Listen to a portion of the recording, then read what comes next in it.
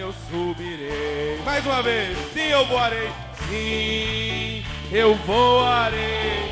Oh, glória! Sim, eu voarei. Quando tudo há que terminar.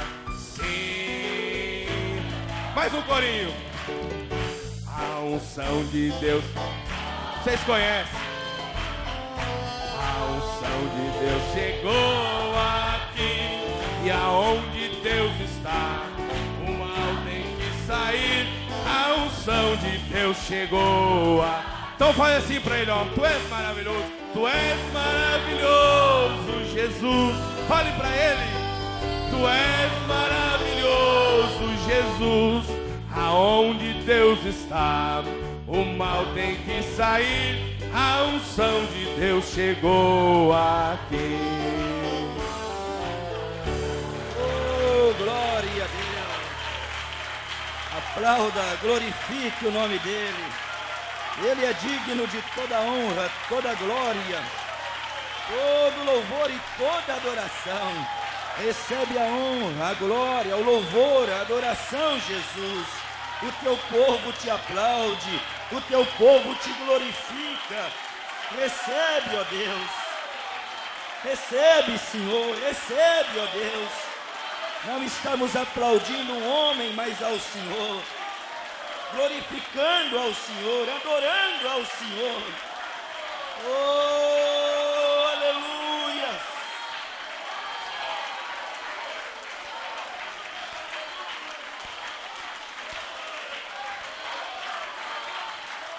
É Ele, é Jesus, é Jesus. Oh, glória. Obrigado, Senhor. Oh, louvado seja o teu nome. Glória a Deus. Bom é cantar louvores ao Senhor, adorando, glorificando, às vezes chorando, às vezes orando, às vezes batendo palmas, sorrindo e saltando, mas sempre louvando ao Senhor. E Deus habita nos louvores. Pode se assentar por alguns minutos. Estava observando a palavra Judá, ela significa louvor. E quando o povo de Deus entra e oferece a Deus louvores verdadeiros, é certo que Deus começa a se mover, Deus começa a atuar. Eu me lembro de uma passagem bíblica quando Israel, eles foram cercados pelos moabitas, os filisteus, os amorreus e tantos outros. Era para Israel ter sido destruído. As nações fizeram um complô contra Israel. Mas de repente, Judá significa louvor. Sempre tem alguém inspirado para louvar a Deus. De repente, a tribo de Judá, ela assume a frente. E eles dizem para Israel: hoje a briga será diferente. Hoje nós vamos lutar, vencer a batalha, adorando ao Senhor. Enquanto os moabitas e os filisteus se aproximavam, Israel começou a cantar. E a Bíblia disse assim: ouvia-se o grito de júbilo de Israel a uma longa distância. E aquilo que era júbilo, gozo, alegria para Israel, começou a ser espanto e pavor para os inimigos de Israel. Enquanto Israel foi adorando e cantando, de repente, os inimigos começaram a ficar loucos, ouvindo o brado de Israel. Eles começaram a ficar completamente perdidos, sem saber o que estava acontecendo. E daqui a pouco Moabita tirou a espada da cintura e começou a matar filisteu. E daqui a pouco Filisteu começou a matar amorreus. E daqui a pouco Israel não tirou a espada da cintura. Israel não teve um soldado ferido. Israel não teve nenhum arranhão, só porque entendeu que louvando a Deus se vence.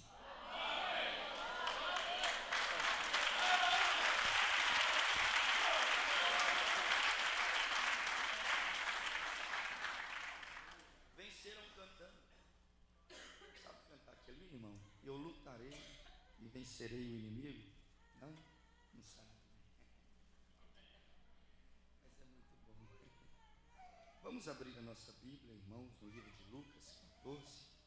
Antes aqui, gostaria de enviar a minha saudação a todos os amigos da internet, né, que estão conectados conosco aqui pelo feapostólica.org. Deus vos abençoe e também dê um bom tempo aí, como está dando para nós aqui. Nos abençoe e abençoe a nossa audiência invisível, né? Amém. Saudações a todos os amigos da internet, aos nossos irmãos também que estão conectados em Passos, nosso abraço carinhoso, saudação. Enfim, Deus abençoe todos que estão em conexão conosco. São Lucas capítulo 14, para aqueles que não me conhecem pela internet, também aqueles que estão aqui hoje, não tiveram ontem. Sou o pastor Bruno, venho da cidade de Passos de Minas, né? Minas Gerais. Residi em Belo Horizonte durante mais de 30 anos. E congreguei muito tempo ali, também com o pastor Vanderlei Pereira Lemos, onde fui chamado ao ministério. Estive ajudando, auxiliando ali por algum tempo, aprendendo, crescendo. É sempre assim, nós vamos aprendendo, crescendo uns com os outros. E esses dias eu estou aqui também aprendendo e crescendo com o vosso pastor, o pastor Alberi, homem de Deus, sincero. Eu levo uma expressão dele para mim agora. Sempre quando eu fui conversar com ele, ele disse: eu perguntei para Deus. Eu conversei com Deus, eu perguntei para Deus. E eu disse: ora, isso é muito bom, perguntar as coisas para Deus, né? Seria tão bom se quando as pessoas estivessem vivendo um enigma, um problema, elas perguntassem para Deus, né? Às vezes vão perguntar para o vizinho, vão perguntar para um irmão que talvez não está inspirado o suficiente para responder. Poderia fazer como o pastor disse: eu perguntei para Deus. Quando você pergunta para Deus, Ele te responde. Graças a Deus. Quando Ele me chamou para vir aqui, eu também perguntei para Deus. E quando eu perguntei para Deus, Ele disse em meu coração: vai, porque sou contigo. Vai porque tem um povo eleito, um povo amável ali. Vai lá conhecer mais alguns irmãos dessa grande família. Está espalhada em todo o globo da terra, né? Somos uma partícula desse corpo aqui nessa noite, glorificando e adorando ao Senhor Jesus Cristo. São Lucas, capítulo 14, verso 15 em diante. Diz assim: e ouvindo isso, um dos que estavam com ele à mesa, disse-lhe: bem-aventurado o que comer pão no reino de Deus. Porém ele lhe disse: um certo homem fez uma grande ceia e convidou a muitos. E à hora da ceia mandou o seu servo dizer aos convidados: vinde que já tudo está preparado. E todos a uma começaram a escusar-se. Disse-lhe o primeiro: comprei um campo e preciso ir vê-lo. Rogo-te que me haja por escusado. E o outro disse: comprei 5 juntas de bois e vou experimentá-los. Rogo-te que me hajas por escusado. E o outro disse: casei e portanto não posso ir. E voltando aquele servo, anunciou essas coisas ao seu senhor. Então o pai de família, indignado, disse a seu servo: sai depressa pelas ruas e bairros da cidade e traze aqui os pobres e os aleijados e os mancos e os cegos. E disse o servo: Senhor, feito está como mandaste, e ainda há lugar. E disse o Senhor ao seu servo: sai pelos caminhos e atalhos e força-os a entrar, para que a minha casa se encha. Porque eu vos digo que nenhum daqueles varões que foram convidados provará a minha ceia. Obviamente, varões que foram convidados e não aceitaram o convite. Feche os seus olhos, eu gostaria que você tivesse uma palavra com Deus agora e pedisse a Deus que falasse em seu coração. Converse com Ele, fale com Ele agora. Senhor meu Deus e meu Pai, nós levantamos a nossa voz nessa noite, viemos aqui para te adorar, viemos para te servir, para te bendizer. Pai, temos uma grande necessidade nessa noite, a necessidade de te ouvir, Pai, a necessidade de saber que o Senhor está presente entre nós, é atuante, é o mesmo ontem, hoje e eternamente. Por isso, Deus, eu te peço, venha e se manifeste mais uma vez no nosso meio. Se quiseres consolar, console, Pai. Se quiseres corrigir, corrija-nos, Senhor. Se quiseres nos exortar, venha e nos exorte. Comece por nós aqui no púlpito, Pai. Fala conosco, pois queremos ouvir de Ti. Queremos ouvir a Tua voz, Pai. A igreja, a amada, reconhece a voz do amado. Por isso, fala conosco. Queremos ouvir de Ti, Senhor. E que se entrou pessoas aqui entristecidas, possam sair alegres. Se entrou doentes, saiam curados. Se entraram oprimidos, saiam libertos. Deus, venha atuar, venha falar, Senhor. Venha operar, Deus. Venha contagiar todo o ambiente, Pai. Vai passando pelo púlpito, pelos primeiros bancos. Vai visitando os jovens, as crianças, os idosos, os meia-idade. Visite todos aqui nessa noite, Pai. Que não fique ninguém de fora da Tua presença, de fora da Tua glória. Fala conosco em nome de Jesus Cristo, pois queremos ouvir a Tua voz. Amém, Senhor. Amém. Assentai-vos.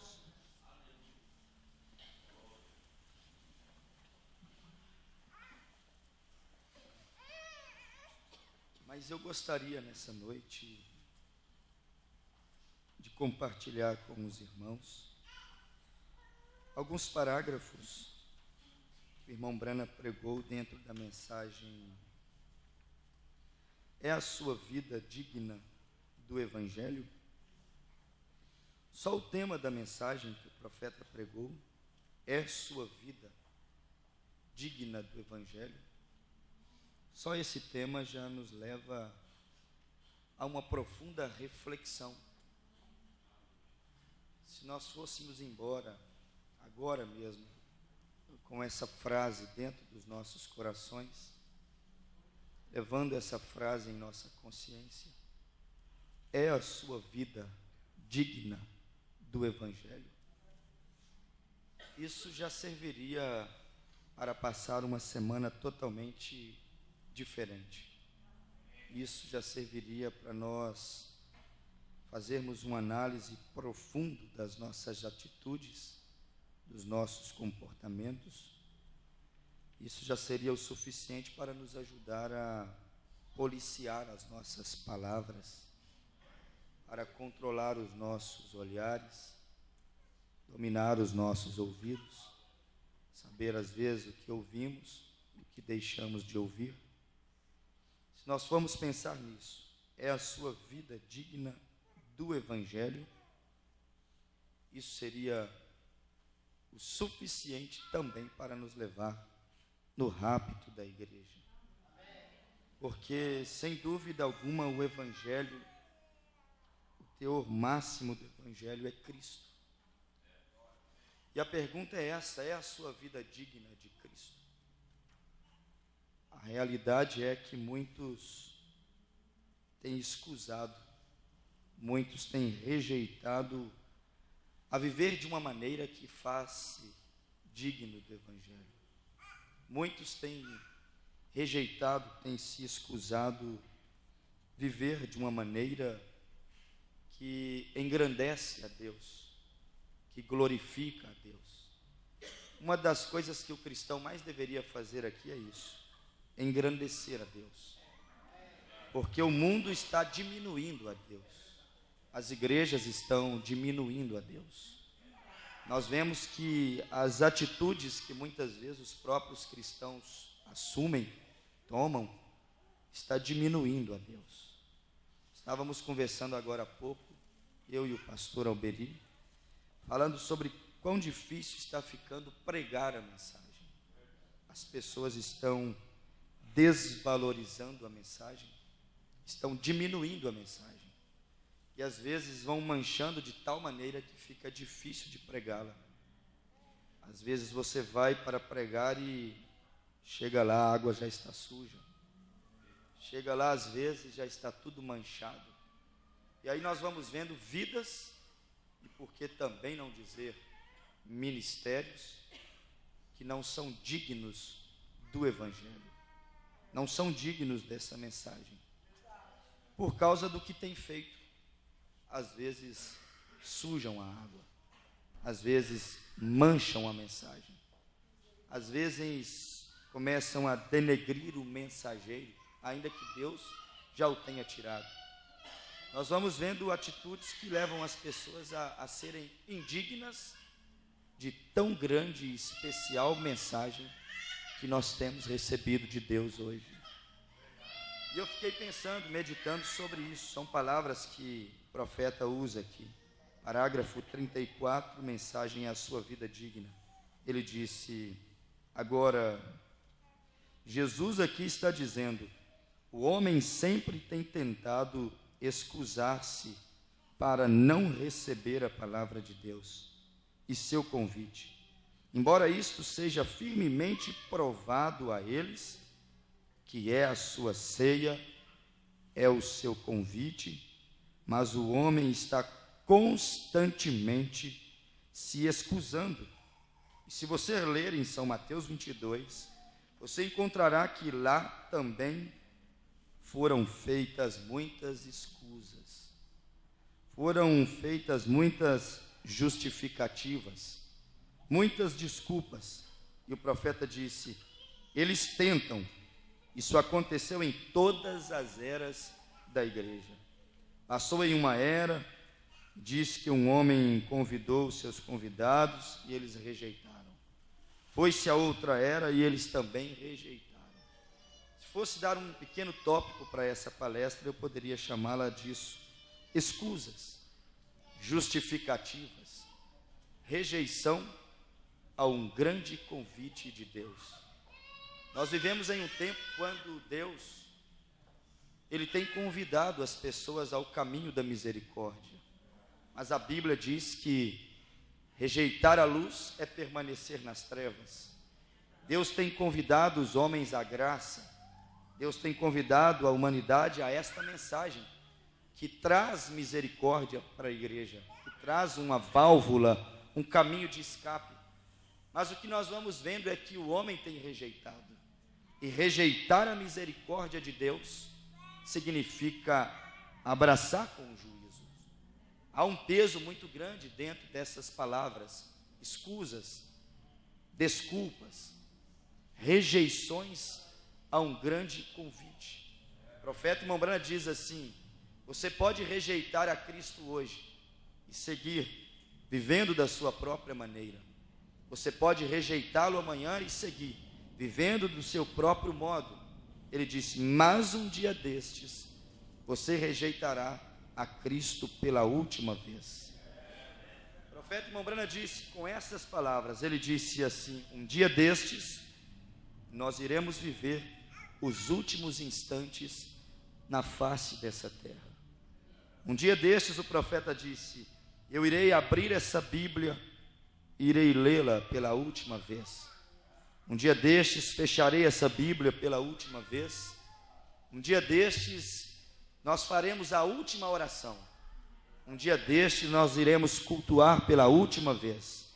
E o profeta disse, então, quando o meu velho rifle e o meu chapéu estiverem pendurados, e todas as fumaças se dissiparem, então eu já terei ido, não estarei mais aqui. Um dia destes nós viveremos os últimos instantes. Um dia destes, aqueles que têm rejeitado o mover do Espírito Santo, um dia destes, aqueles que têm se endurecido ao convite que Deus tem nos feito dia após dia a virmos ter mais vida com Ele, mais integridade, mais dedicação, mais aplicação. Um dia destes, os que têm rejeitado irão rejeitar pela última vez. Mas um dia destes, aqueles que têm se dedicado, dado a sua vida, se esforçado, pela última vez também eles estarão aqui nessa terra. Falta pouco tempo, irmãos, não falta muita coisa mais. As profecias estão todas praticamente se cumprindo, ou se cumpriram todas. Se você olhar, as promessas estão todas cumpridas. Se você olhar, irmão Branham disse assim, antes da segunda vinda de Cristo, o último sinal que sucederia era a presença de um profeta na terra. Se nós formos olhar, esse sinal já veio e já foi. E nós estamos vivendo em um momento muito tarde, muito avançado. Não é tempo de brincar de igreja, não é tempo de brincar com Deus, não é tempo de brincarmos com o ministério, não é tempo de brincarmos de pregador, não é tempo de brincarmos de adorador, não é tempo mais dessas coisas. Nós nem mais vivemos o entardecer, irmãos. Irmão Branham usou tanto aquela escritura de Zacarias 14, ele sempre dizia, haverá luz no entardecer. E Zacarias disse que seria um dia que não era noite e nem dia, era entardecer. Só que a verdade é que a luz já brilhou no entardecer, o mensageiro já foi embora, e você chega à conclusão que hoje não é mais entardecer, hoje já é meia-noite. Porque Mateus 25, a Bíblia diz que à meia-noite ouviu-se um clamor, dizendo, eis aí vem o noivo, sair-lhe ao encontro. Então você vê que, irmão Branham disse, que essa voz que dizia, eis aí vem o noivo, o esposo, sair-lhe ao encontro, é a voz do mensageiro, e você vê que essa voz está clamando ainda hoje na terra. Ela ainda está dizendo, eis aí vem o esposo, sair-lhe ao encontro.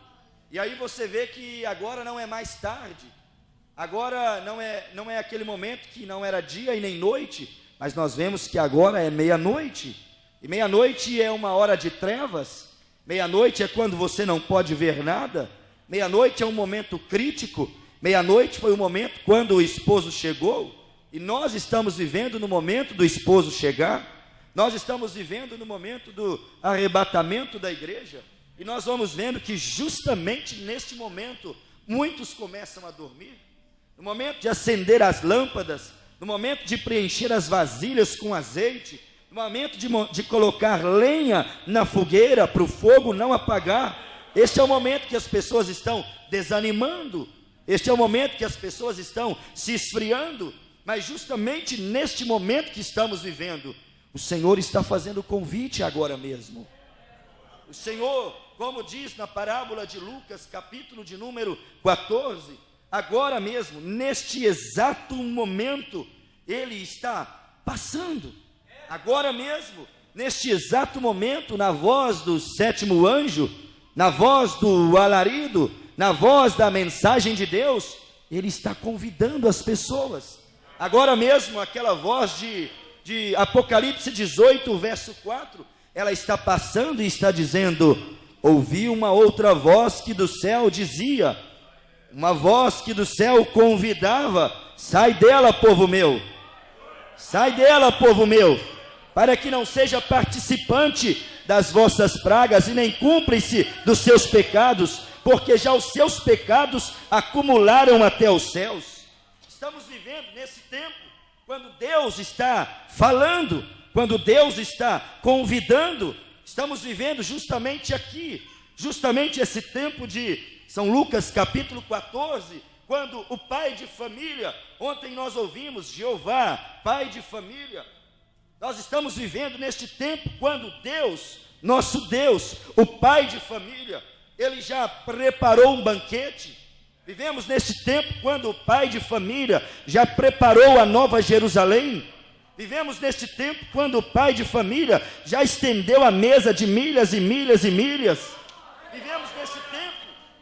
tempo quando Deus agora, Ele apenas está querendo que os convidados recebam e aceitem o convite para entrar naquela grande festa. Mas nós vemos em São Lucas capítulo 14 que houve uma grande decepção. Por quê? Porque o pai de família, ele deu uma grande festa, ele fez uma grande ceia, e ele enviou o servo a convidar. Ele enviou o atalaia, ele enviou o profeta, ele enviou o seu mensageiro para sair e fazer os convites, para sair e chamar as pessoas a participarem da festa. Mas a verdade é que o profeta, o servo que foi convidar, voltou envergonhado. E o irmão Brana pregou a mensagem, um profeta envergonhado. Como é ruim você fazer um convite a uma pessoa e aquela pessoa não atender o seu convite. Você fica constrangido, você chama alguém para comer com você, ele não quer, ele não tem vontade de comer com você. Você chama alguém para sair com você, ele não quer, ele não tem vontade. Você chama alguém para orar, vem ao altar e ore, ele não vem, ele não quer, ele não tem vontade. Como é constrangedor, como é ruim a pessoa fazer um convite e aquele convite ser rejeitado. E o irmão Brana pregou, um profeta envergonhado. Por quê? Porque o mensageiro veio, e ele veio fazer o convite. Para quê? Para que os eleitos, para que os convidados viesse às bodas, viesse à festa, viesse para entrar na santa cidade, viesse para se assentar naquela mesa. Mas a realidade é que a sua mensagem saiu convidando, mas ele pregou um profeta envergonhado. Por quê? Porque milhões e milhões e milhões rejeitaram o convite do mensageiro. Milhões e milhões e milhões fecharam as suas igrejas para o mensageiro. Milhões e milhões e milhões tamparam os seus ouvidos para não ouvir o mensageiro, sem saber eles que este mensageiro é o servo do rei. Sem saber que ele é o servo que tem o convite na mão para as pessoas entrarem na festa do rei. Nós somos o povo mais feliz, mais especial dessa terra. Grandes pessoas rejeitaram o convite do rei, mas quando ele chegou na sua porta, você disse: eis-me aqui, Senhor, eu aceito ir às tuas festas.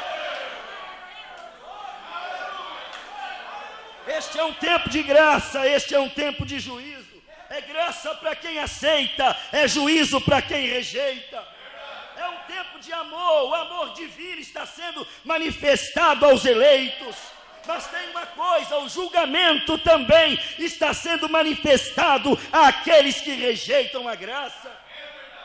É o que está escrito no livro de São Lucas, capítulo de número 14. Ele enviou convidados, ele enviou o seu servo para chamar os convidados. Só que sempre há muitas desculpas.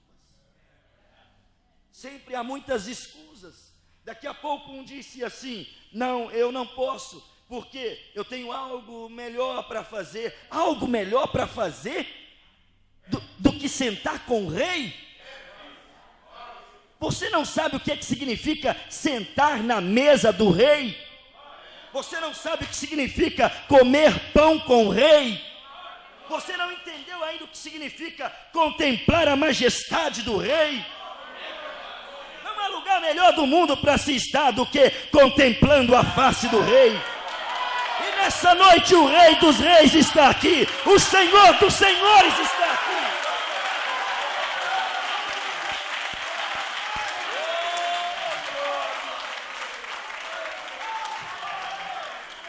O mundo está rejeitando o convite. Está escrito, o servo, preste bastante atenção no que eu vou fazer. Você tem a sua Bíblia aí? Abra ela aí em São Lucas capítulo 14, verso de número 15. Você encontrou aqui este texto, você viu aqui essa história de um convite e uma rejeição. Agora eu quero mostrar para você uma coisa. Deus, profeta irmão Brana disse aqui, Deus convida 3 vezes. Ele disse assim: Deus se aperfeiçoa em 3. O ser humano é corpo, é alma e é espírito. Deus convida 3 vezes, o profeta disse. Nesta grande festa, o que Deus fez? Ele enviou o seu servo para fazer convite. e você vê que ele convidou 3 vezes. Você encontra aqui em São Lucas capítulo 14, que ele chegou aqui no verso de número 17, e disse assim: e à hora da ceia mandou o seu servo dizer aos convidados: vinde, que tudo já está preparado. Primeiro convite. Observe a perfeição de Deus. Primeiro convite. Primeira rejeição, verso 18. Todos começaram a escusar-se. E disse o primeiro a ser convidado: comprei um campo, preciso ir vê-lo, não posso ir. Rogo-te que me haja por escusados. Deus foi rejeitado uma vez.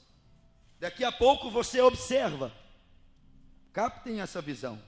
No verso de número 19, ele vai e convida o segundo, e ele disse: o outro disse: comprei 5 juntas de boi, não posso ir, vou experimentá-la. Pela segunda vez, Deus convidou. Pela segunda vez, Deus foi rejeitado. Agora você chega à terceira vez, verso 20. O outro diz: casei, portanto não posso ir. Ele foi rejeitado 3 vezes. 3 vezes ele convidou, 3 vezes ele foi rejeitado. Sabe o que chama a minha atenção, irmãos? O profeta irmão Brana, em todas, pode pegar aleatoriamente na prateleira, todas as mensagens que você tomar do profeta irmão Brana, você vai ver o irmão Brana traçando um paralelo sobre os dias de Sodoma e Gomorra com os dias que nós estamos vivendo. Todas as mensagens que nós tomarmos, você vai ver o irmão Brana falando de aquele ser que revelou os segredos do coração de Sara lá atrás, nos dias de Sodoma e Gomorra. Você vai ver o irmão Brana falando de Jesus, revelando os segredos do coração da samaritana, de Natanael, de Simão Pedro e de tantos outros. E você vai ver irmão Brana falando assim: aquele Cristo, ele está aqui entre nós. Você vai ver ele falando assim, fazendo os mesmos sinais que ele fez nos dias de Sodoma e Gomorra, nos dias de Jesus, ele agora está fazendo mais uma vez.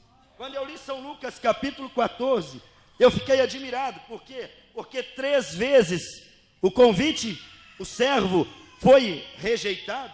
Nos dias de Sodoma e Gomorra, nós conhecemos aquela geração perversa, marcada em Sodoma pelo homossexualismo, marcada em Sodoma pela libertinagem, marcados pelo pecado, pela prática das drogas, pela libertinagem. Você vê os dias de Sodoma como dias cruéis, dias de violência, dias de perversão sexual. E ali você vê que o servo veio. Sim, ele desceu ali naqueles dias e saiu a fazer convite. E você vê que quando 2 anjos desceram a Sodoma e Gomorra, os anjos foram rejeitados. Quando 2 anjos, que irmão Brana chama de Billy Graham e Oral Roberts do século 20, do século passado, eles desceram em Sodoma e Gomorra, eles então disseram: varões, os sodomitas queriam abusar sexualmente dos 2 anjos que foram enviados a Sodoma e Gomorra. Ou seja, os sodomitas rejeitaram 2 anjos em Sodoma e Gomorra. E aí você encontra aqui um paralelo entre Sodoma e Gomorra e a igreja. E eu poderia dizer agora o paralelo desse dia que estamos vivendo, a era de Laodiceia lá fora e o nosso tempo aqui dentro, congregando em lugares celestiais. Nesse tempo agora nós vemos os dias de Sodoma e Gomorra, enquanto há trevas, há libertinagem, enquanto há pecado, enquanto há incredulidade, dentro de Sodoma e Gomorra, em algum lugar tem semente de Abraão, adorando, glorificando, tendo experiência com o ser sobrenatural. Quando você olha em Sodoma e Gomorra, o mundo cai em pedaços. Quando você olha em Sodoma e Gomorra, as igrejas caem em pedaço. Quando você olha em Sodoma e Gomorra, os casamentos caem em pedaço. Os púlpitos de Sodoma e Gomorra estão caindo em pedaços. Mas quando você vira e olha para Abraão, a noiva eleita, ela está sendo transformada, ela está recebendo a promessa, ela está tendo uma experiência sobrenatural.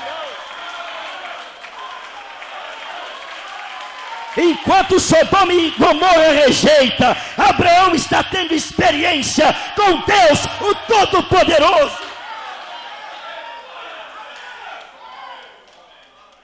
Enquanto Sodoma e Gomorra, os dois lados, poderíamos dizer, Jesus disse assim: o meu pai trabalha até agora e eu também trabalho. Irmãos, não pensem que somente o diabo está trabalhando. Mentira!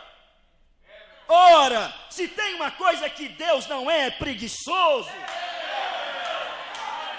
Se tem uma coisa que Deus não é vagabundo, Deus não é um vagabundo. Se o diabo está trabalhando, está matando, está destruindo, Jesus disse: meu pai também trabalha até agora e eu também trabalho. Lá o diabo mata, aqui Deus ressuscita. Lá o diabo rouba, aqui Deus prospera.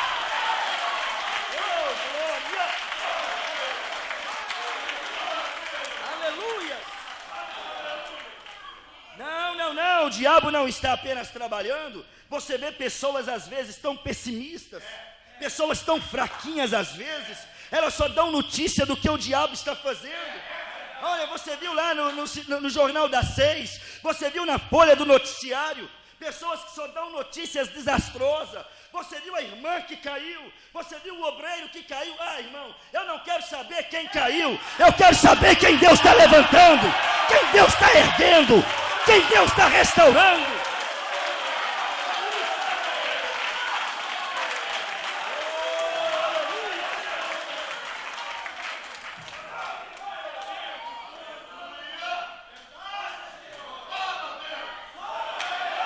Eu quero lá saber o que está acontecendo em Laodiceia.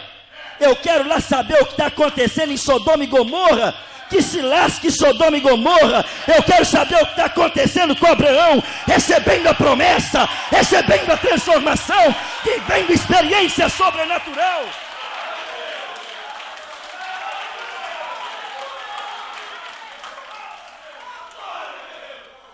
Abraão, você viu como é que está a coisa lá fora em Sodoma? Não vi. Abraão, você ficou sabendo da notícia? Não fiquei, não me conte, que eu não quero saber. Abraão, você viu Ló caiu. Abraão, você viu as duas filhas de Ló caiu. Abraão, deu incesto lá. Eu não quero nem saber se deu incesto. Não quero nem saber se Ló está gerando moabita com as suas filhas. Eu quero saber de uma coisa. Deus me visitou. E quando Ele me visitou, Ele revelou o segredo do meu coração, do coração da minha mulher, de Sara. E quando Ele me visitou, Ele me fez uma promessa. E eu agora estou vivendo completamente envolvido com a promessa. Não quero saber de Sodoma, eu quero saber da promessa. Não quero saber do mundo, eu quero saber do céu. Não quero saber do profano, eu quero saber da santidade. Eu quero me envolver com o reino de Deus.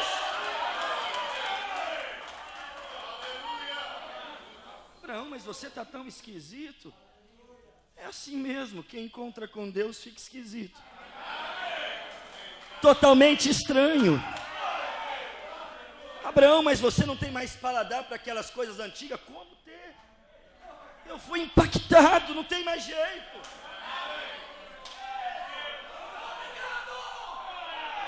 Oh, aleluia!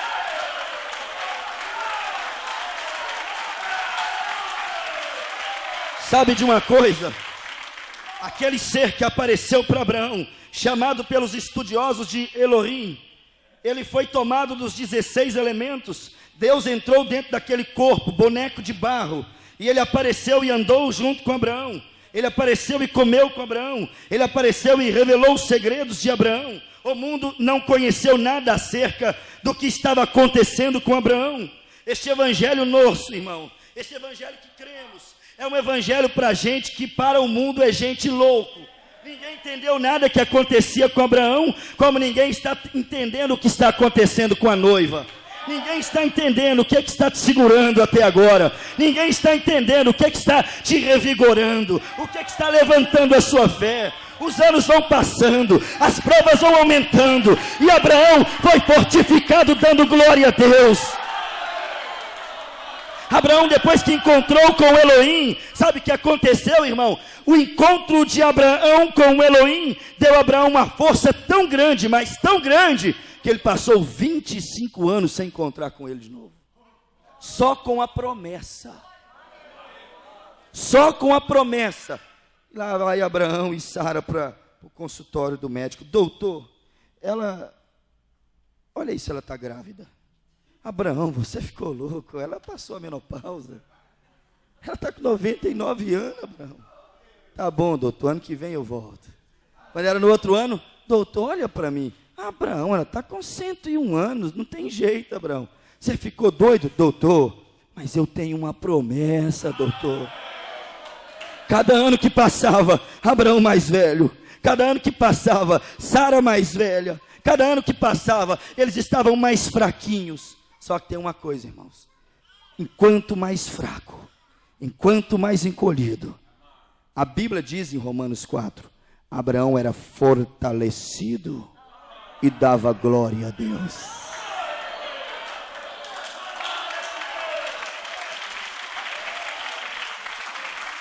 É assim a trajetória do crente. Nós temos promessas, como Abraão teve promessa. Abraão recebeu a promessa. Abraão, depois de 25 anos, foi transformado e depois recebeu o filho. Assim somos nós.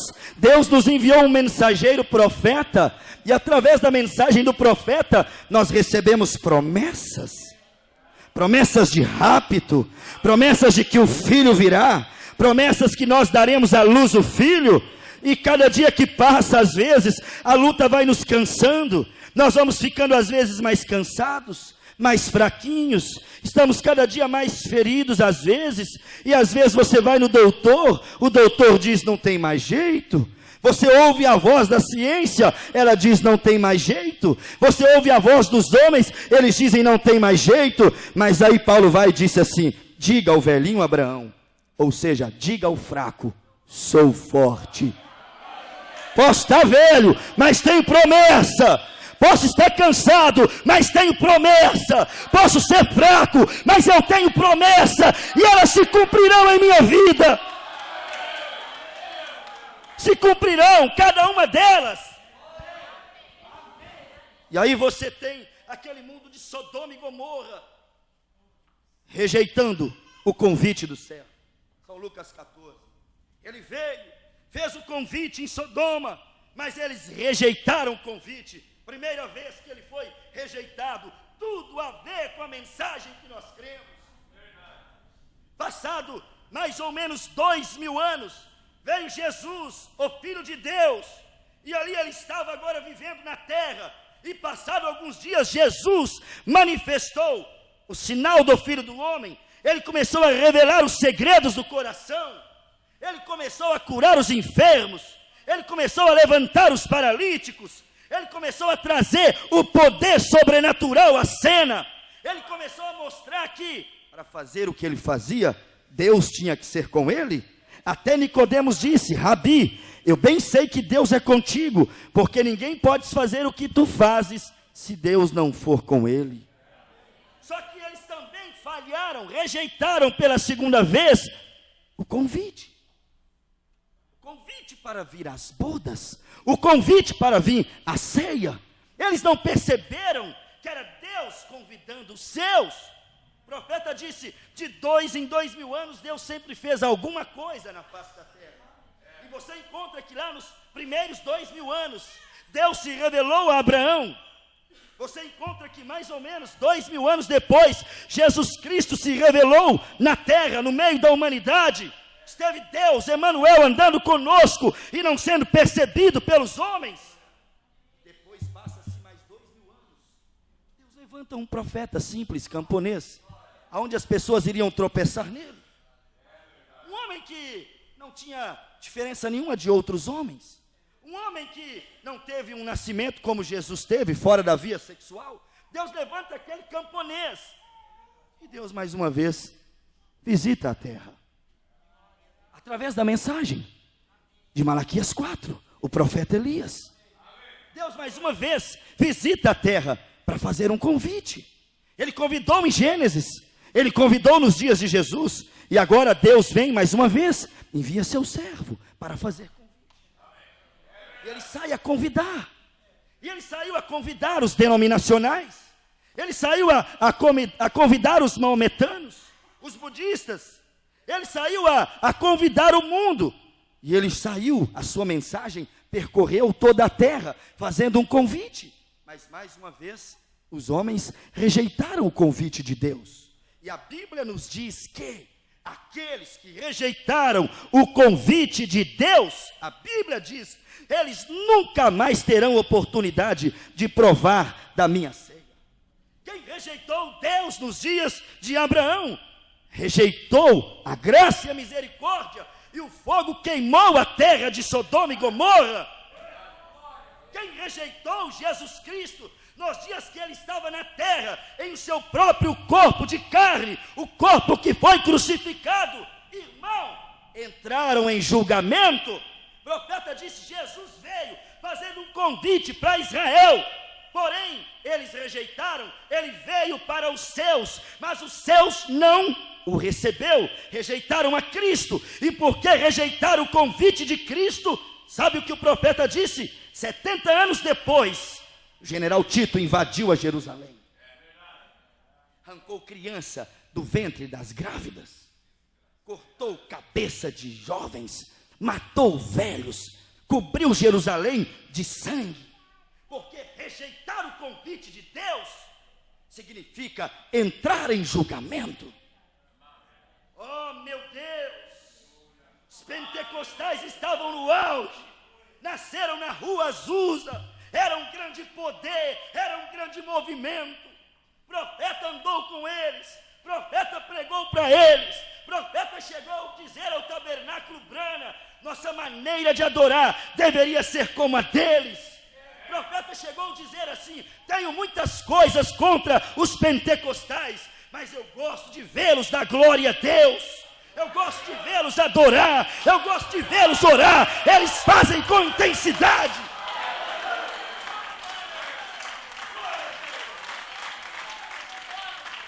Mas sabe o que aconteceu?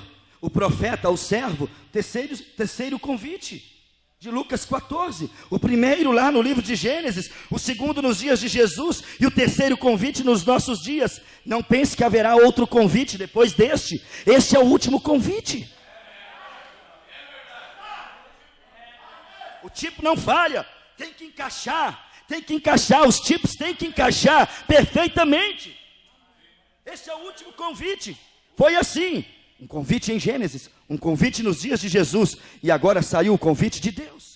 O profeta irmão Brana pelejou, pregou para os homens de negócios, pregou nos púlpitos pentecostais, mesmo sendo às vezes rejeitado, ele saiu pregando a palavra, mesmo sendo rejeitado, ele pregou, porque ele era o servo que voltava envergonhado. Às vezes pregava e dizia: Deus, eu estou envergonhado, como Esdras ficou envergonhado. Quando Israel veio da Babilônia, Esdras ficou com o rosto corado, dizendo: Deus, eu não sabia que tinha no meio de Israel homens casados um monte de vezes servindo no sacerdócio de Israel. Esdras, quando voltou e viu que o povo de Israel estava totalmente em pecado, ele ficou envergonhado, ele prostrou. A Bíblia diz que ele chorou e disse: Deus, perdoa-nos pelos nossos pecados. Um profeta envergonhado. Quando o profeta irmão Brana foi pregar no mundo religioso, ele voltou envergonhado. Um profeta envergonhado, um profeta desgostoso, um profeta descontente, como Jonas estava descontente, como Elias estava descontente na caverna. E eu penso que se o irmão Brana levantasse hoje da sepultura, ele também estaria desgostoso e descontente com essa geração do século 21. Estaria sim, senhores. Mas graças a Deus,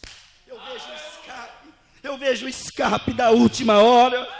Graças a Deus. Ainda assim, nessa noite, eu estou olhando para uma geração de vencedores, uma geração de adoradores, a geração do arrebatamento.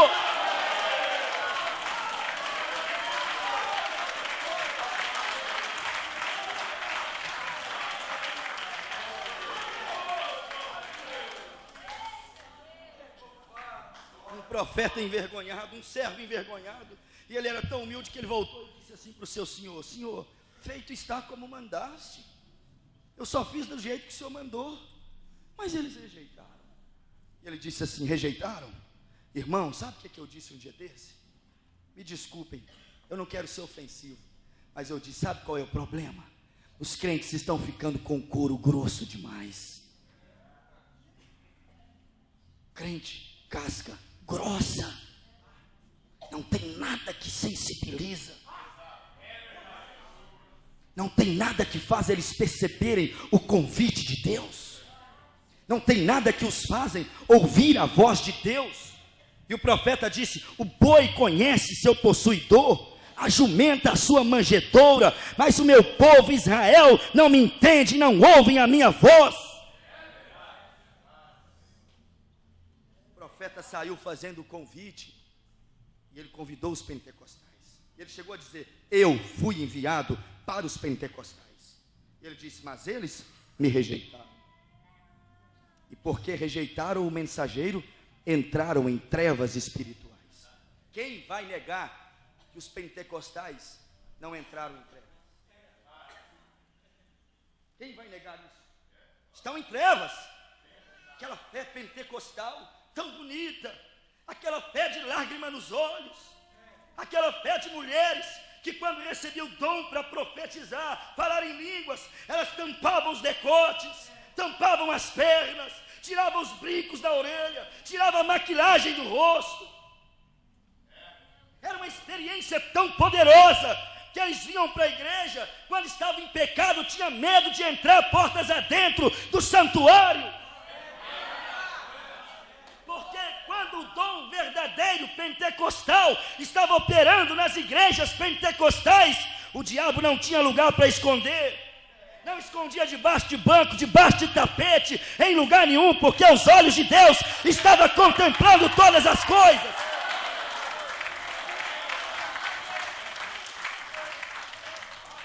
Mas eles rejeitaram o profeta de Deus.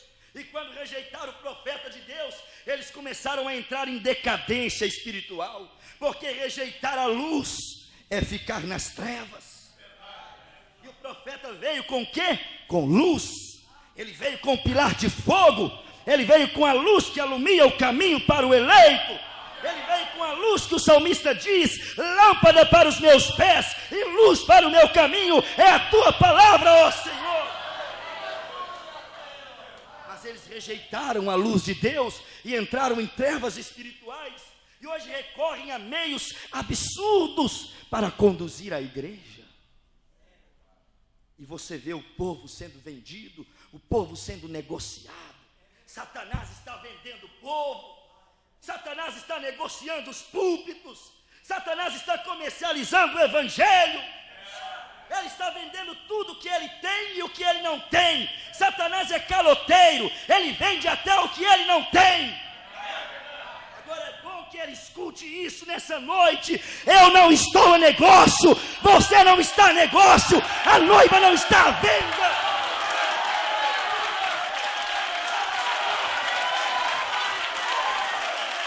Alguém já me comprou e pagou um preço muito caro. E não foi com prata, não foi com ouro, mas foi com o sangue do Calvário.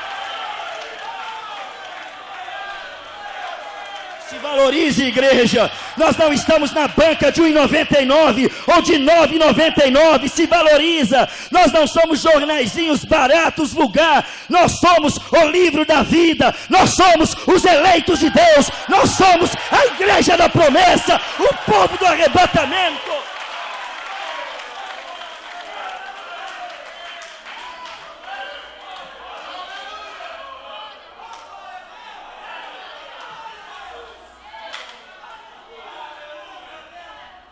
Sabe o que eu estou sentindo aqui nessa noite? Pastor Beri, Deus está nos convidando a um compromisso mais sério. Oh, desperta a igreja do Senhor. Acorda para essa hora. Acorda, a luz está brilhando. A voz está convidando. Deus está querendo algo mais conosco. Você, quem sabe, está aqui há tantos anos. Chega disso. Deus quer algo mais. não fica conformado com essa vida seca, vazia. Não, esse marasmo espiritual, desperta disso. Se rebelie contra essa natureza de você que te prende, que te amarra. Se liberte disso. Não rejeite o convite de Deus. Rejeitar o convite de Deus é sofrer duras consequências. Sabe o que o profeta irmão Brana disse? Parágrafo 45, mensagem: é a sua vida digna do evangelho? O profeta disse assim, ó: se a Rússia não tivesse rejeitado a visita dos dons pentecostal na Sibéria, por volta do ano 1875, hoje os russos não seriam os cães do mundo. O profeta disse, sabe quem são os russos? São aqueles cães que quando Jezabel foi lançada do prédio por Jeú, os cães lamberam o sangue de Jezabel na parede. O profeta disse assim, ó: sabe quem são os russos hoje? São os cães que lamberão a carne, comerão a carne e lamberão o sangue da Jezabel do século 21. Sabe quem é a Jezabel do século 21? É a igreja romana, que chama Deus de três. É a igreja pagã. Deus não é trino, Deus é uno. Deus não é um Deus pagão, Ele é um Deus só, Ele é um Deus poderoso. Ele só serve para cuidar de nós. Os cães vão lamber o sangue e vão comer a carne da igreja jezabelita, que gerou filhas. Os cães vão comer a carne e lamber o sangue deles. E o profeta irmão Brana disse assim, sabe quem são esses cães hoje? O profeta disse, não se preocupe com o romanismo. Ele disse, não fique preocupado, o romanismo é Jezabel, não se preocupe com ela, Elias já sentenciou ela. O profeta disse assim, agora a Rússia será apenas uma ferramenta na mão de Deus para destruir o romanismo. O profeta disse isso. E sabe como é que eu vivo? Eu vivo assim. Deus pensou. Eu ouvi um homem cantar isso uma vez. O profeta falou. E eu creio. É verdade. O que o profeta disse, eu creio.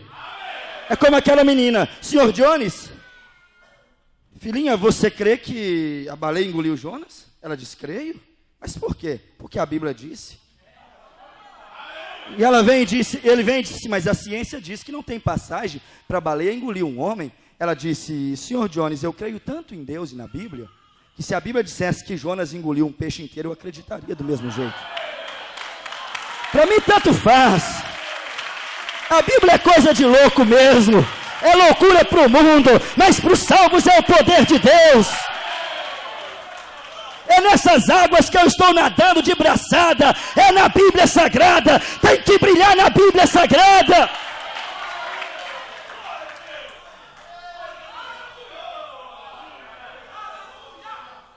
Por isso que não podemos rejeitar o que Deus está fazendo por nós. Não rejeite o convite de Deus. O profeta disse, os russos rejeitaram o derramamento dos dons pentecostais na Sibéria, e Deus virou as costas para eles.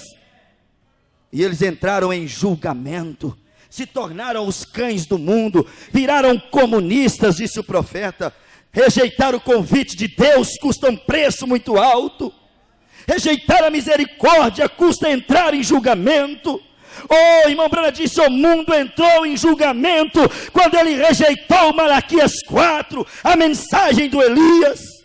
O mundo entrou em julgamento quando rejeitou Mateus 17:11, Elias virá primeiro e restaurará todas as coisas. Entraram em julgamento quando não reconheceram Lucas 17:30, que não era um camponês, não era um homem. O homem é fraco, o homem não pode fazer nada. William Branham era fraco, não pode fazer nada, mas eles tropeçaram. Eles ignoraram ali o vaso, porque não perceberam o que estava dentro do vaso.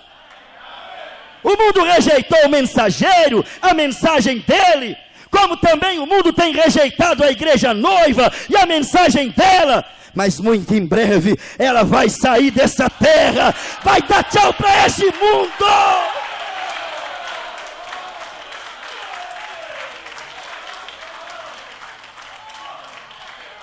Sabem de uma coisa, meus amados? O profeta irmão Brana disse assim, ó, a Inglaterra, olhe, por favor, provavelmente Deus esteja advertindo de alguma coisa. profeta disse assim, ó, a Inglaterra rejeitou Fred Bosworth. O profeta disse, antes de mim ele era um orador pela cura divina. Hoje ele está comigo, mas nos seus primórdios ali, ele visitou a Inglaterra e foi rejeitado. O profeta disse, a Inglaterra rejeitou Finney, Knox. Ele disse assim, a Inglaterra rejeitou João Wesley. Falou assim, ó, e depois que a Inglaterra rejeitou a luz que Deus lhes enviou, a graça, a misericórdia que Deus lhes enviou, entraram em julgamento. E o profeta, irmão Branham, vem e diz com essas palavras, sabe o que aconteceu? Eles se tornaram uma nação efeminada. E hoje, quando Sodoma e Gomorra rejeitou a Deus, se tornou uma nação efeminada. Sodomita, nação de casamentos homossexuais, nação de pastores, igrejas contemporâneas inclusivas, pastores casados com homens. Havia no Brasil o ícone do povo pentecostal, uma grande missionária que eu não vou citar o nome dela, pregava feito homem, tinha um dom que encantava até homem babava ouvindo ela pregar. Ela chegava a dizer que a barriga dela é que era o púlpito, ela tinha um filho atrás do outro. Mas quando ela publicou no seu livro de seita e heresia, William Branham, falso profeta, ela entrou em julgamento. Eu provo, separou do marido, foi pregar em Boston, nos Estados Unidos, e lá ela namorou de uma pastora, se casaram lá, e hoje as duas são pastoras lésbicas. Não fala do profeta, não fala do mensageiro, não blasfema de Deus, não entre em julgamento à toa, faça como Abraão, todo mundo ria dele, mas ele seguiu dizendo, eu tenho a promessa, louvado seja Deus, eu tenho a promessa, glória a Deus, pode falar o que quiser, eu estou dando glória, glória, glória, glória, glória, glória, glória, glória. A coisa está boa, eu estou dando glória. A coisa está ruim, eu estou dando glória. Não tem dinheiro, eu estou dando glória. Com dinheiro, eu estou dando glória. Não tem saúde, eu estou dando glória. Eu estou adorando ao meu Senhor.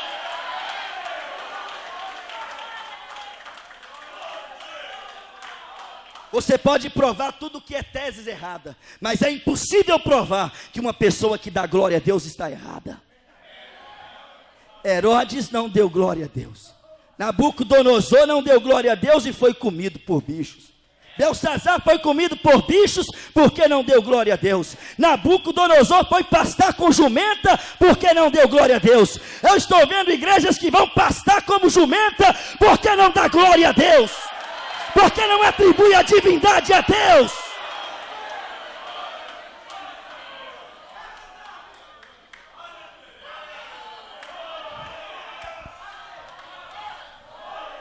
Sabe de uma coisa? A Inglaterra entrou num julgamento tão grande por rejeitar João Wesley, que hoje, agora, 90% do parlamento inglês é homossexual. Porque entraram em julgamento. Parágrafo 50, mensagem é a sua vida digna do Evangelho. Sabe o que o profeta Mombra disse? Os Estados Unidos da América acaba de entrar em julgamento. Ele disse, sabem por quê? Irmão, pense bem, os Estados Unidos, não os eleitos dos Estados Unidos. Eleito nunca entra em julgamento, nunca. O profeta diz assim aqui, ó, ainda que ele me mande para o inferno, lá eu continuo amando ele. Nem no inferno eu entro em julgamento. O profeta disse, os Estados Unidos entrou em julgamento. Sabe por quê? Porque ele era tão modesto. Ele era tão discreto, ele não gostava de pôr os holofotes para cima dele. Ele disse assim, os Estados Unidos acabam de entrar em julgamento, porque rejeitaram Malaquias 4. Aí ele vai e fica tão constrangido que ele diz assim, rejeitaram Lucas 17.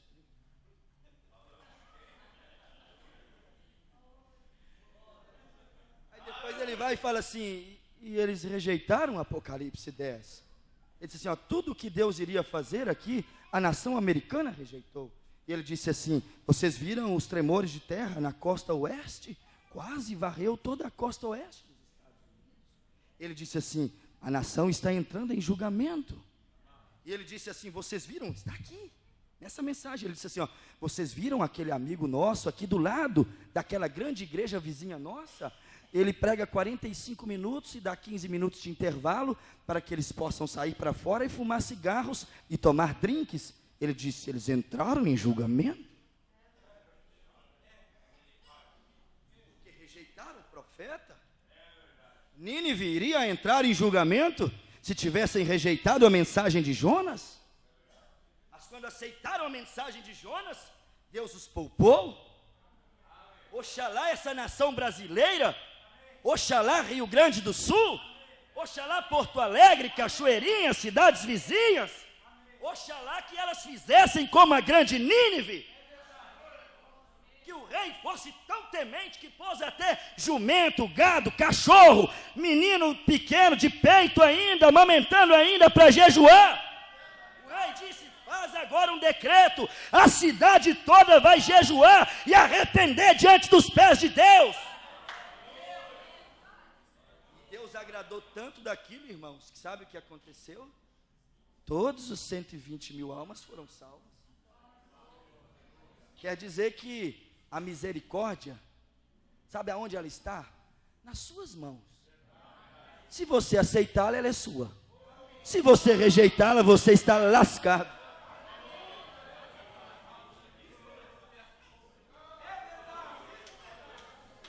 Quer saber de uma coisa? Até Caim, se tivesse aceitado a misericórdia, seria beneficiado. Ó, pastor, só falou coisa, falei não. Gênesis: Caim, aonde está Abel, teu irmão? Ele olhou para Deus e disse: sou eu, porventura, guardador do meu irmão? Resistiu à misericórdia. Bateu boca com a graça. Irmão, não bata boca com a graça. Não discuta com a misericórdia.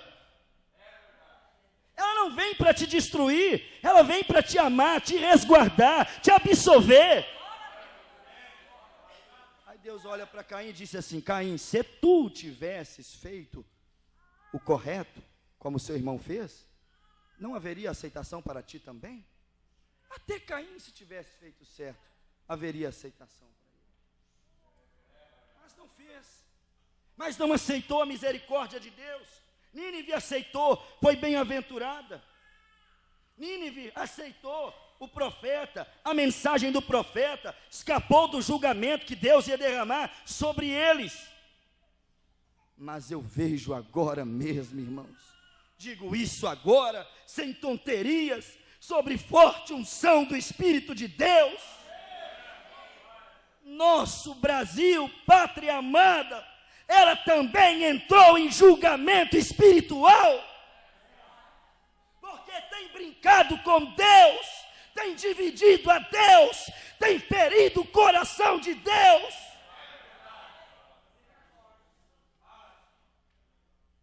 Oh, se não entraram, eles chamam o profeta de Deus de falso profeta.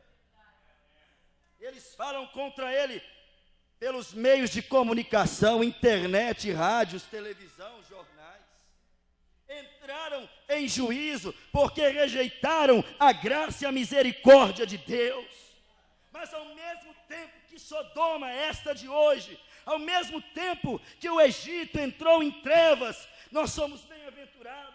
A Bíblia disse assim: havia trevas no Egito, mas havia luz em Gósen, havia luz aonde estava Israel.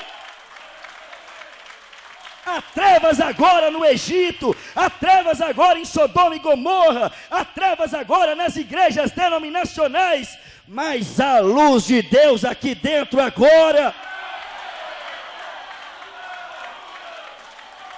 O mundo está caindo em pedaços. É enchente, é vulcão, é tremor de terra, é casamento homossexual, é a AIDS, é a câncer, é as pestes do século, o mundo entrando em julgamento. Isso é julgamento, mas enquanto eles entram em julgamento, eu vejo o sangue espargido aqui dentro, eu vejo a graça aqui dentro, eu vejo a misericórdia.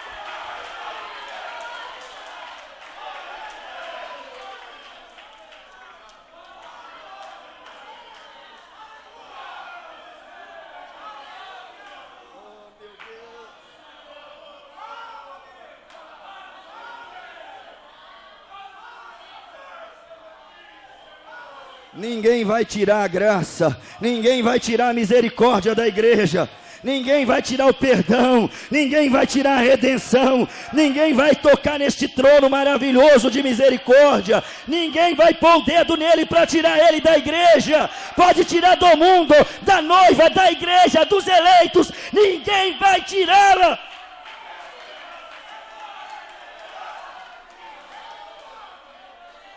Sabe por quê? Porque a misericórdia está protegida. Sabe o que a Bíblia disse? Que diante do trono do Senhor existe 4 criaturas viventes. A Bíblia diz que existe o boi, existe o leão, existe a águia, existe o homem e no meio o trono. Trono de quê? De misericórdia. Aonde o trono vai? As 4 unções estão guardando ele. Ninguém vai roubar o trono de você. Ninguém vai roubar esse altar de você. Ninguém vai roubar essa misericórdia de você. Ninguém vai fazer isso. Porque a Bíblia diz que Deus é a misericórdia. Ninguém vai roubar Deus de você. Somente você mesma é que pode colocá-lo para fora. Agora, se você colocá-lo para fora por causa da pontinha do cabelo, aí eu já não sei. Agora, se você colocá-lo para fora por uma nova esposa, aí eu já não sei. Se você colocá-lo para fora por causa de uma vidinha suja, por causa de algumas mentiras para ganhar no negócio, aí eu já não sei o que pode ser. Porque você já é conhecedor da verdade, e a Bíblia diz que aquele que conhece a verdade e anda na luz, quando torna a cair, dificilmente serão reerguidos novamente, porque eles tornam a pisar o sangue de Jesus Cristo, mais uma vez, menosprezarem a misericórdia. Você agora é que dita as regras do jogo, o que você quer? Misericórdia ou juízo? Então grita para me ouvir, o que você quer? Misericórdia ou juízo? Davi disse, eu não quero nenhuma coisa, Senhor, e nem outra. Não quero cair nem na mão dos homens, não quero cair na mão dos amigos, não quero cair na mão do inimigo, eu quero cair nas mãos do Senhor, porque o Senhor tem graça, tem misericórdia, o Senhor tem perdão, o Senhor é compreensivo, o Senhor é compassivo com as minhas debilidades. Sabe o que o profeta irmão Brana disse? Irmão Brana disse assim, ó, Deus levantou e enviou lá para a Alemanha, Lutero. Ele disse assim, como os alemães tiveram a sua oportunidade. Mas os alemães rejeitaram o Lutero, e o profeta disse, quando eles rejeitaram a Lutero, sabe o que aconteceu? Eles se transformaram posteriormente nos nazistas, nos inimigos dos judeus, que consequentemente se fazem inimigos de Deus, porque quem luta contra Israel está lutando contra Deus. Deus disse que ele pelejará por Israel. Os alemães se tornaram inimigos de Deus quando rejeitaram a Lutero. Esta nação, os que já tiveram oportunidade e rejeitaram, estão se tornando inimigos de Deus. Estão entrando agora completamente em julgamento. Estão fazendo escusas. Eu tenho conversado com muitos pastores denominacionais que às vezes nos procuram, e alguns vêm e dizem assim, pastor, aqui é o meu lugar, e eu penso, agora ele vem e vai batizar. Ele some e não volta mais. O púlpito dele está prendendo ele, a posição dele está prendendo ele, o salário dele está prendendo ele. Ele corre o risco de entrar em julgamento espiritual, porque com Deus não se brinca, de Deus não se zomba, ele não permite ser escarnecido. Entrou em julgamento, deixou Israel ir e depois foi atrás, foi perseguir a misericórdia, foi perseguir o povo de Deus, foi perseguir a obra de Deus.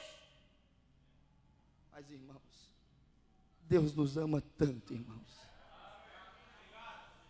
que mesmo no meio deste inferno, mesmo no meio dessa grande Babilônia, dessa grande confusão, Deus nos ama tanto, mas tanto, irmãos, que Ele tem nos preservado.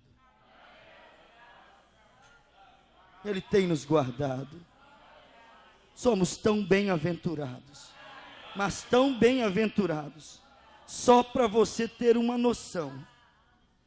Levíticos 25, quando Israel soava aquela trombeta de 50 em 50 anos, havia um povo que estava escravo, machucados, sofridos, casais separados, marido preso em uma cidade murada, a mulher lá do outro lado. Eu poderia dizer assim, o marido numa igreja, a esposa na outra. Estavam sofrendo, estavam sem profeta, na cidade murada não tinha profeta. Estavam sem pastores, na cidade murada não tinha pastores. Estavam sendo escravos do mundo. Haviam perdido a dignidade, a saúde, a integridade. Havia perdido o privilégio de cantar os hinos de Sião. Estavam escravos. De 50 em 50 anos, o sacerdote tocava uma trombeta no ano do jubileu. E quando o sacerdote tocava a trombeta, o profeta irmão Brana disse aqui nessa mensagem, o escravo que ouvisse o toque da trombeta, se ele estivesse trabalhando, irmãos, ele podia jogar a ferramenta para o lado e passar direto. E o capataz, o amo, olhava para ele, onde é que você vai? Vem aqui, você tem que trabalhar. Ele simplesmente olhava e dizia, você não ouviu o som da trombeta? Você não sabe o que significa esse som da trombeta? Tem uma lei em Israel de 50 em 50 anos, a trombeta soa. E quando a trombeta soa, ela liberta os escravos. Você não ouviu isso? E ele podia às vezes dizer assim, quem é você agora para pôr a mão em mim? A lei agora me garante, me protege, me dá liberdade. E ele podia ir embora e reivindicar tudo o que era dele, que ficou preso ao longo de 50 anos. Ele ouvia o som da misericórdia. Ele ouvia o som da libertação. Ó eleitos de Deus. Assim, pastor Beri, estávamos nós, presos em denominações, presos em vícios, presos em pecados, presos em um marasmo, uma vida escura, uma vida seca, sem Deus. Você queria adorar, não conseguia. Queria ter liberdade, não conseguia. Era um escravo, vivendo em uma cidade murada. O profeta disse, era como uma águia presa em uma gaiola, batendo a cabeça na gaiola, toda machucada, ferida. Mas de repente,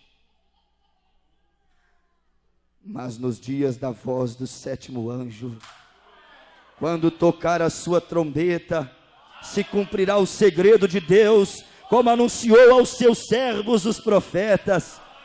E quando você ouviu o som da trombeta soar, a trombeta soou dizendo, arrependei-vos e cada um de vós e sejam batizados em nome de Jesus Cristo para o perdão dos pecados. A trombeta soou dizendo, sai da gaiola, povo meu, sai do sistema, povo meu, sai dessa vida rasa, povo meu. A trombeta soou, saia do pecado e venha viver em santidade. Saia do denominacionalismo e venha congregar na palavra de Deus. Quando você ouviu o som da trombeta, você olhou e disse, isso é para mim. Parece que chamou o meu nome. E a Bíblia diz no livro de Isaías que o Senhor Deus nos chama cada um de nós pelo nosso nome. E quando a trombeta de Deus soou, você disse, essa trombeta é para mim. Essa misericórdia é para mim. É a minha oportunidade de libertação. É a minha oportunidade de vitória. É a minha oportunidade de reconquistar a família, reconquistar a igreja, reconquistar a salvação.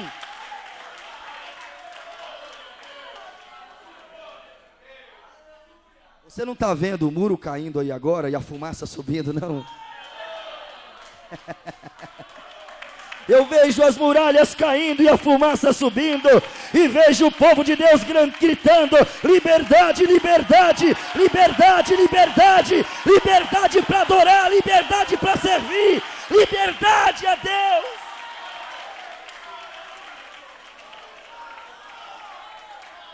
Oh, aleluia!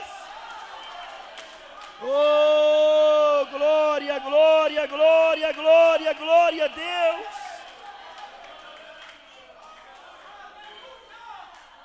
Vou terminar com isso. Olha aqui para vocês verem, irmãos, quem nós somos. O profeta diz aqui, ó, recordem, Israel andou dia e noite sob a coluna de fogo. Aleluias!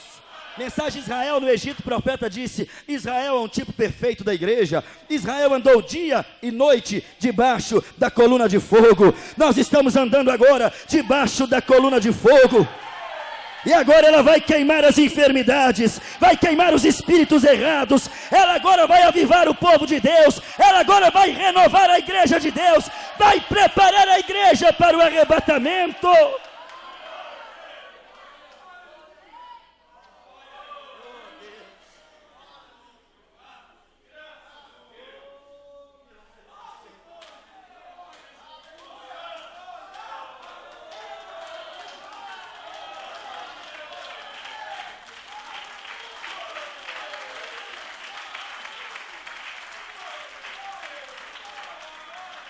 Quando aquela coluna de fogo se movia, eles moviam com ela. Recordem, ela era um fogo à noite e uma nuvem durante o dia, para os tampar do calor escaldante. Deus cuida de você de noite, Deus cuida de você de dia. Deus está adiante, Deus está detrás, Deus está do lado, Ele está cuidando de todas as situações. É dia, o sol está escaldante, Jesus está cuidando. É noite, está difícil, Jesus está cuidando. É Ele em todas as circunstâncias. É Ele o primeiro, o último, o alfa e o ômega.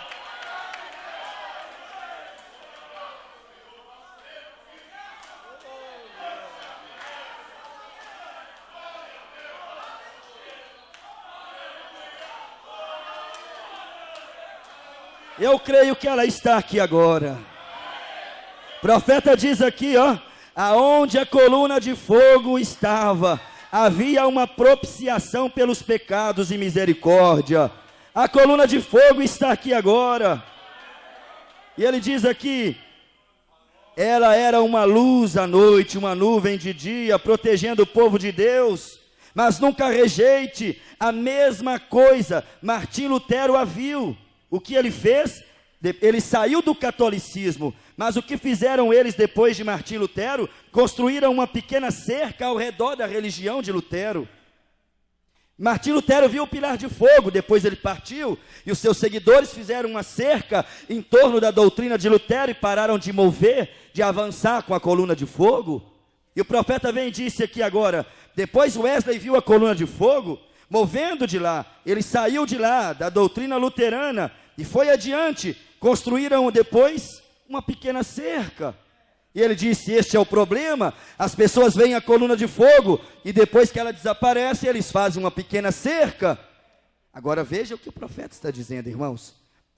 Então Wesley viu, movendo lá, saiu, depois construiu uma pequena cerca ao redor disto, e disseram, isto é, o que fez a luz se moveu de novo, e os pentecostais viram a luz brilhando, os pentecostais saíram andando atrás daquela coluna de fogo, mas o que fizeram os pentecostais, o que fizeram os nazarenos, o que fizeram as denominações, elas construíram uma cerca em torno de si. Agora o profeta diz assim, e mais uma vez, a coluna de fogo tem aparecido, e nós estamos seguindo a coluna de fogo. Mas por favor, não vamos fazer uma cerca em torno de nós.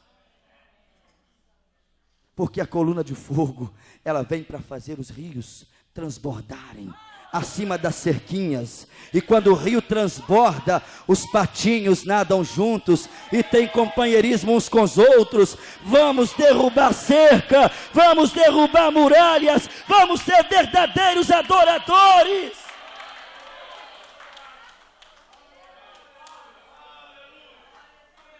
O profeta disse, vamos seguindo a coluna de fogo. Aqueles que rejeitaram a coluna de fogo não saíram do Egito. Aqueles que rejeitaram a coluna de fogo, irmãos, também neste século passado, não conseguiram sair deste Egito. Os cristãos também não conseguirão sair desta vida monótona, fria. Não darão conta se rejeitarem a coluna de fogo. E o profeta disse, lá ela estava visível. Irmão Branham disse assim: sabe por que aqui ela está invisível? Ele disse: lá no Egito, ela foi vista guiando Israel até Canaã, de maneira visível. Mas depois, ela sumiu. Sabe por quê? Porque aquela coluna de fogo desceu no ventre de Maria, fez corpo, e ela estava escondida dentro de um homem de carne, Jesus. E agora a coluna de fogo era Jesus, andando na terra, havia nascido de Maria. E ela não foi vista ali mais. Mas depois que Jesus foi assunto aos céus, aí ele disse assim: vou enviar o Consolador em meu nome. E aí o Consolador, aquela coluna de fogo, desceu em Atos 1. E a Bíblia disse assim: ali ela se repartiu em línguas de fogo. E aonde essas línguas de fogo habitaram? Dentro do coração de cada filho de Deus. A coluna de fogo havia agora descido do céu e estava entrando no coração dos eleitos. Mas depois amarraram o Espírito Santo no ano 325 da igreja. Criaram a doutrina da Santíssima Trindade. E a coluna de fogo desapareceu. Mas depois Deus enviou a trombeta que soaria com o som do jubileu, o som da liberdade, o som da libertação. E quando essa trombeta chegou, através do nosso mensageiro, ela apareceu de novo. Paulo a viu e perguntou: quem és tu? Ela disse: eu sou Jesus. O irmão Branham a viu. O irmão Branham sabia que era ele. E ele dizia: é ele. O mesmo Logos de Gênesis. É ele, a luz do mundo. É ele que está entre nós. Não sou eu, é ele que faz as obras. E agora, onde está essa coluna de fogo? Aonde ela está? Aonde ela está? Aonde ela está?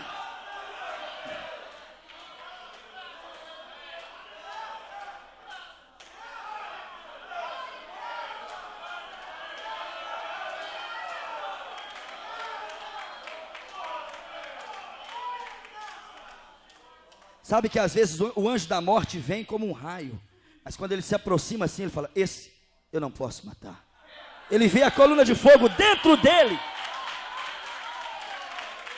E não tema assaltante, não tema a morte, não tema desastre. A coluna de fogo está brilhando dentro de você. Quem é o diabo para tocar em você? Ela está incandescendo cada dia mais, brilhando cada dia mais. E um dia ela vai se exteriorizar. E quando ela se exteriorizar, a glória dela é tão grande que esse corpo velho vai ficar novo. O doente vai ser curado. Ele vai quebrar a força da gravidade.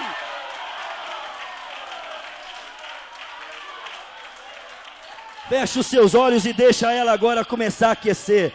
Feche os seus olhos agora e vai glorificando, vai adorando, vai exaltando a Deus.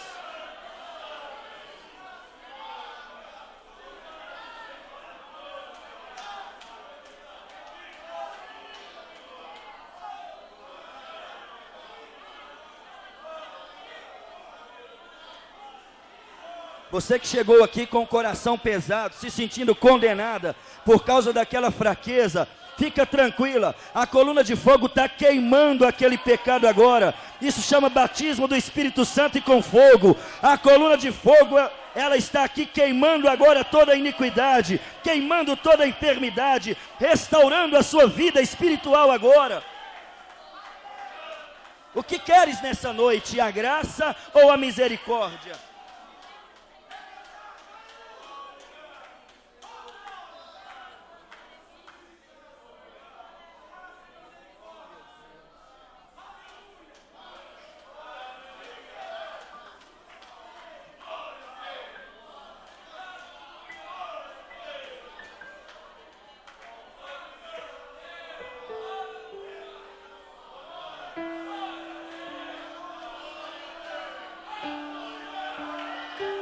Vou deixar você um pouquinho com ele agora. É você e ele agora, é você e ele. Vou deixar você um pouquinho com ele agora. Aproveita que ele está aqui. Aproveita que ele está passando por aqui agora. Absorva o máximo dele agora, absorva.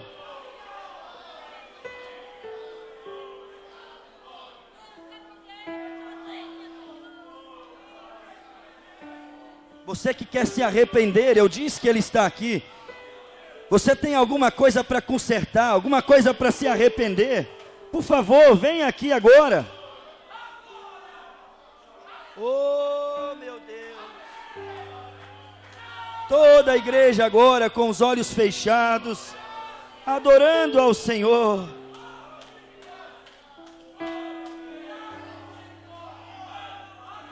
Há alguém aqui agora que deseja se arrepender? Vem aqui ao altar. E eu quero que você se ajoelhe aqui agora. Vamos ter um momento sagrado. Vamos deixar a coluna de fogo atuante. Isso aqui agora é purificação. Purificação. Vamos limpando tudo agora. Tirando mágoas, tirando indiferenças. Vamos, deixa ela passando. Venha, pode vir, venha. O altar está te esperando. O altar está te esperando. Eu disse, convite. Não tenha escusas no seu coração.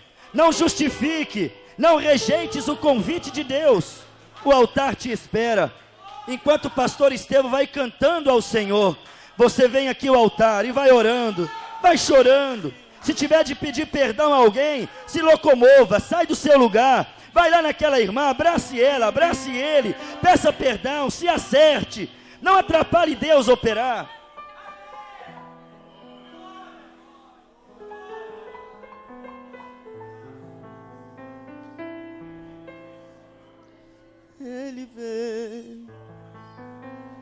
Ele vê, coisa que o homem jamais pode ver.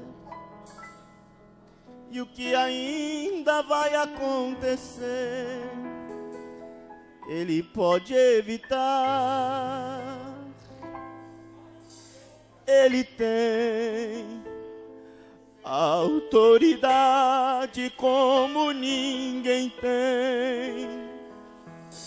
E se o inimigo acorrenta alguém, Ele pode soltar.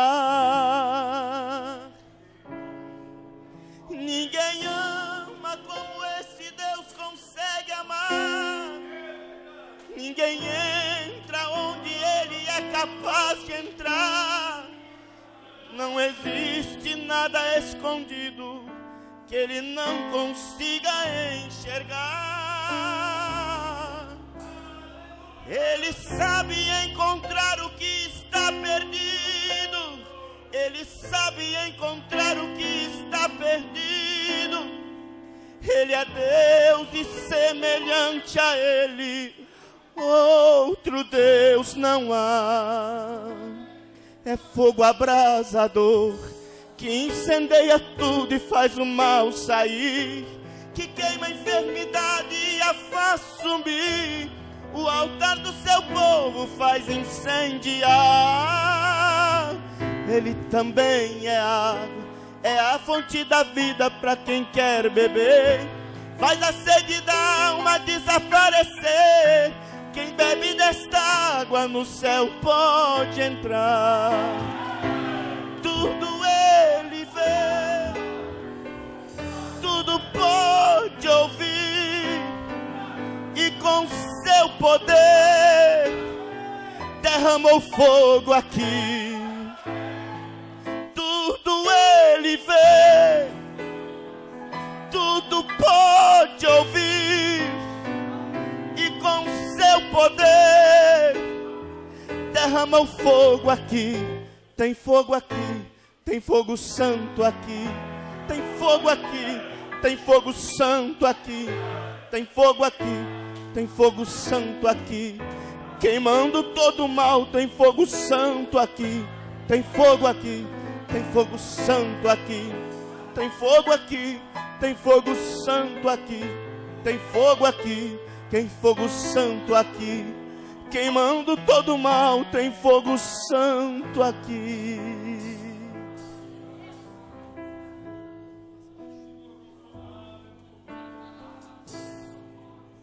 Aleluia.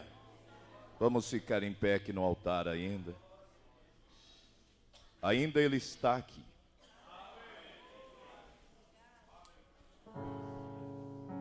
Aleluia. Ele Aleluia. tem Chore na presença dele. autoridade como ninguém tem. E se o inimigo acorrenta alguém, ele pode soltar. Ele vê coisa que o homem jamais pode ver. E o que ainda vai acontecer, ele pode mostrar. Ele tem autoridade como ninguém tem. Esse é o meu Deus. E se o inimigo acorrenta alguém, ele pode soltar. Isso é demais. Ninguém ama como esse Deus consegue amar. Ninguém entra onde ele é capaz de entrar. Não existe nada escondido que ele não consiga enxergar. Ele sabe encontrar o que está perdido. Ele sabe revelar o que foi escondido. Ele é Deus e semelhante a ele outro Deus não há. É coluna de fogo que incendeia tudo e faz o mal sair, que queima a enfermidade e a faz sumir. O altar do seu povo faz incendiar. Ele também é água, é a fonte da vida para quem quer beber. A sede da alma desaparecer. Quem bebe desta água no céu pode entrar. Aleluia! Tudo ele vê, tudo pode ouvir, e com seu poder derramou fogo aqui. Tem fogo aqui, tem fogo santo aqui. Tem fogo aqui, tem fogo santo aqui. Tem fogo aqui, tem fogo santo aqui. Queimando a iniquidade, tem fogo santo aqui. Tem fogo aqui, tem fogo santo aqui. Tem fogo aqui, tem fogo santo aqui. Tem fogo aqui, tem fogo santo aqui. Queimando todo o mal, tem fogo santo aqui. Ainda com seus olhos fechados, há alguém aqui no altar que ainda não tem aceitado Jesus Cristo e quer dizer: eu quero esse Jesus que eu ouvi o pregador pregando. Você levantaria a sua mão? Há alguém aqui que quer entregar a sua vida a Cristo, que ainda não é batizado em nome do Senhor Jesus Cristo e quer esse Deus na sua vida? Nós não podemos encerrar sem dar essa oportunidade. Essa é a sua grande chance. Levante a sua mão em nome de Jesus Cristo. É Ele que está te chamando. Alguém que levantaria a sua mão aqui e diria: eu quero Jesus. Aleluia.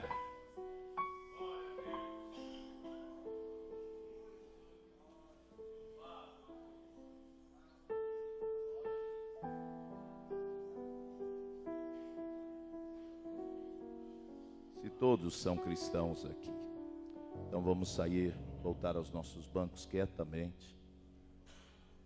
Aleluia. Vai glorificando pela sua libertação, pela sua cura.